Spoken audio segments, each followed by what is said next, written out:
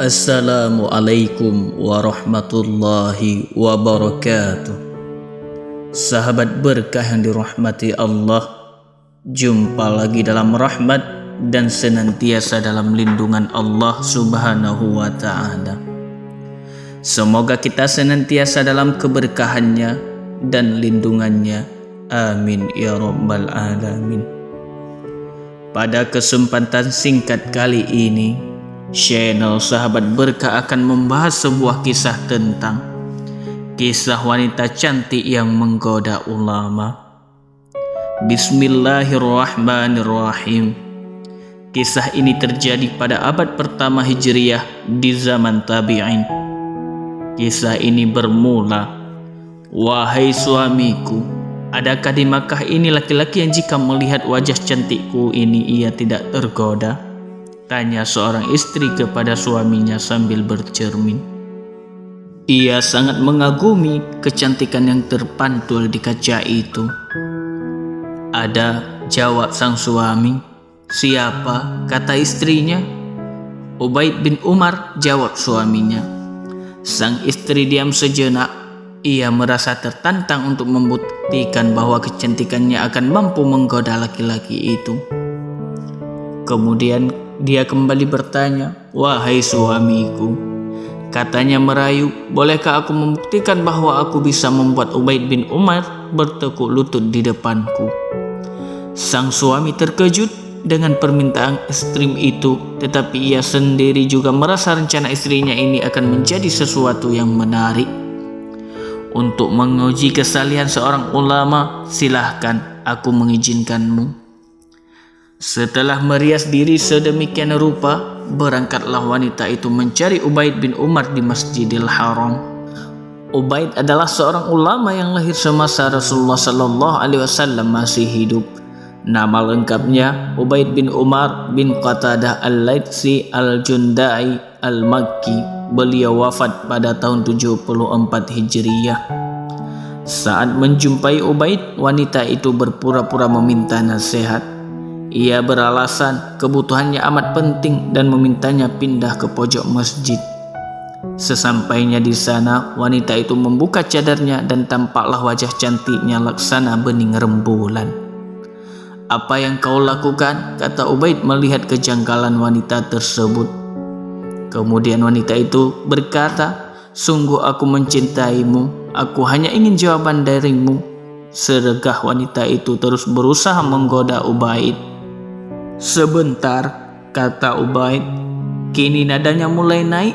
Ada beberapa pertanyaan yang jika kau menjawabnya dengan jujur, maka aku akan menjawab pertanyaanmu tadi." Kemudian wanita tersebut berkata, "Baik, aku akan menjawabnya dengan jujur.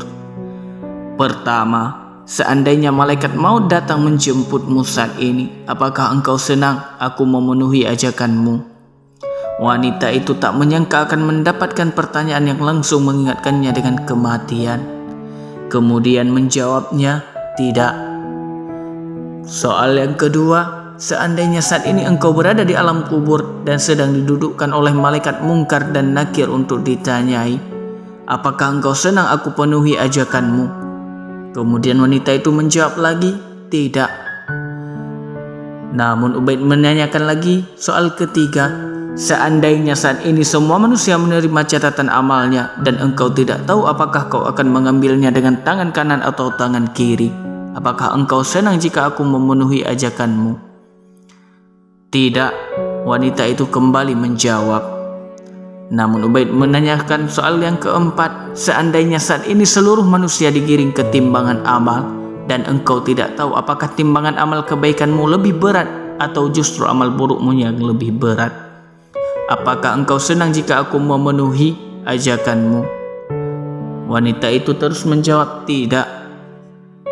Namun Ubaid tetap menanyakan pertanyaan yang kelima, seandainya saat ini engkau berada di hadapan Allah untuk dimintai pertanggungjawaban atas semua nikmatnya yang telah dianugerahkan kepadamu, masihkah tersisa rasa senang di hatimu jika aku memenuhi ajakanmu?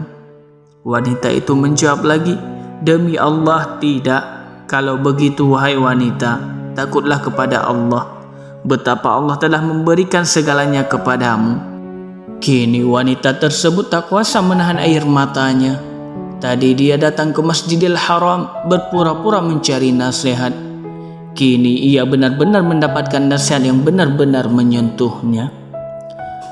Sesampainya di rumah, sang suami terkejut melihatnya bersedih.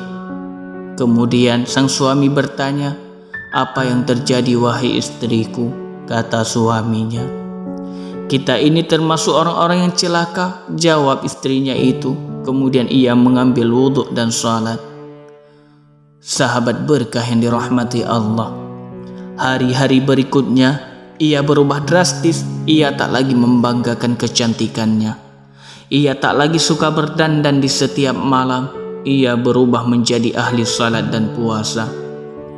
Begitu hebatnya kekuasaan Allah, sahabat berkah yang dirahmati Allah. Mudah-mudahan ini ada manfaatnya. Barakallahu fikum. Allahumma salli wa sallim ala Sayyidina Muhammad wa ala alihi Sayyidina Muhammad. Sekian sahabat berkah yang dirahmati Allah. Wassalamualaikum warahmatullahi wabarakatuh.